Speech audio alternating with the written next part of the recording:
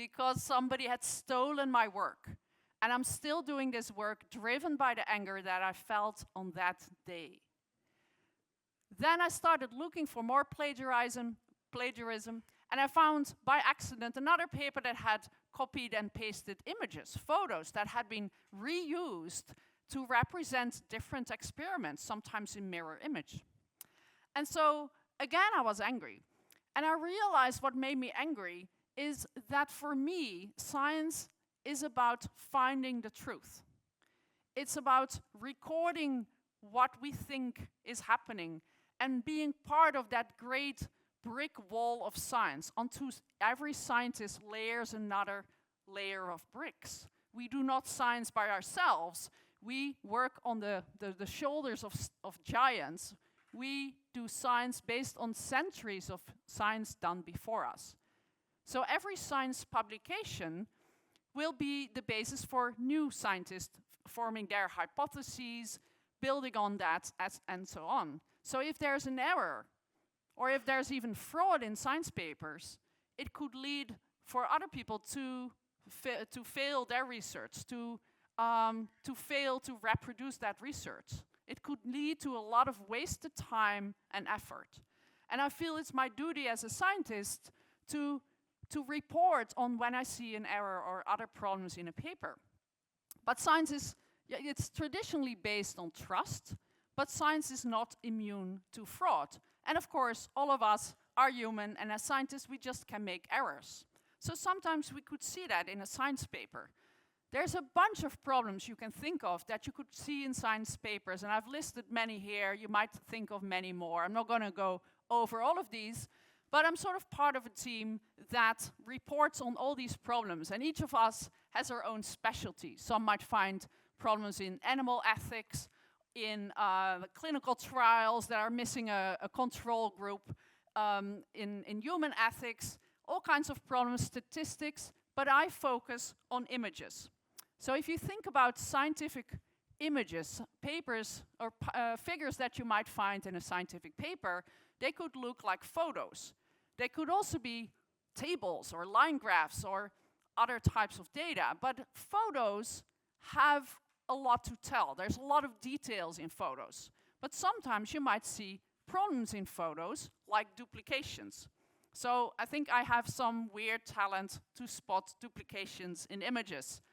I also would spot duplications in bathroom tiles and floor planks. It's not really a very useful talent to have, and I'm very bad in recognizing faces. But I thought maybe I can use my talent to spot patterns and use that to find problems like the ones you see here behind me. So starting from left to right, there's a simple duplication. There's a duplication in the middle that is repositioned, and on the right you can see a duplication with an alteration. So starting again on the left, category 1 duplication is where two panels are exactly the same, and I've drawn these colored boxes around them. They're not part of the original figure, that's just to help you see that these panels are identical, even though they represent different experiments. Now, this could just be an honest error. A scientist takes a lot of photos, maybe is a little bit sloppy, doesn't label them well, or drag and drops the same photo twice. This could be an honest error. It's not necessarily misconduct. In the middle, you can see 4 photos. 3 of them overlap with each other. That is a repositioning. And you can also think about mirroring, rotating, stretching photos. That's a little bit more likely to have been done intentionally. On the right, the photo that is marked with an altered duplication. Here we're looking at photos that have duplicated elements. It would be like me taking a photo of this room and photoshopping somebody else's head on top of somebody else's body, and you see the same head, the same face twice. That doesn't happen by accident. That is not an oopsie. We made an error. This is done deliberately, and it could be misconduct. Now, I've done this work for a while. I'm slightly crazy, so I did a study of 20,000 papers, molecular biology papers, and I only looked at the images. I didn't read these papers, I just looked to the images to see if I could spot the duplications like I showed you previously. And I found in about 4%, 1 in 25 of those papers, I would find these duplications within a paper. These were all inappropriate duplication. So of course, sometimes a duplication is quite okay. Maybe the control is reused twice, things like that. But I specifically looked for inappropriate duplications. And I had 2 co-authors who had to agree with me. I scanned everything by eye. Nowadays I'm using software, but all of this was done by eye. So I found a set of around 800 papers with problems, and I reported all of these to the scientific journals in which they had been published. Unfortunately, not much happened after I reported them. 5 years later, only 1/3 of those 800 papers had been corrected or retracted, and I did send reminders. So this is a sad state of affair, because you might think that science is self-correcting, but after 5 years, only 1/3 has been corrected or retracted. So I was frustrated, and with me, many others who do this work. So we normally now post on pubpeer.com, which is a website where you can post the problems you found in a paper. And we also encourage other people to post and to read and install a plugin that will work with your browser so you can see if papers have been commented on. So thinking about what is misconduct, why would somebody do misconduct even? I mean, I think all of us are probably thinking, I hope you're thinking, well, we're all honest, we would never do misconduct, we would never Photoshop or change our results. But unfortunately, that sometimes happens, and it's usually because people are in a sad situation. So I have 3 scenarios here which could lead to misconduct. The example on the left is that of a postdoc or perhaps a graduate student, a young early career scientist who ends up in a lab where that is run by a bully professor, a very demanding person, like where were you on Saturday type of person.